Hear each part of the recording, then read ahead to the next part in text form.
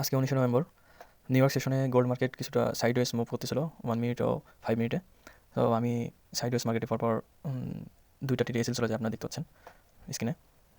দুটো ট্রেডে আমার প্রথম ট্রেডে $15-16 মতো লস হয়, দ্বিতীয় ট্রেডে $13 প্লাস লস হয়, এবং তৃতীয় ট্রেড যেটা আমি নেওয়ার পরে আমার মোটামুটি $33.49 প্রফিট হয়। এখানে সবথেকে বড় বিষয় হলো যে সাইডওয়েজ মার্কেট সবসময় আপনাকে ট্যাপ করবে।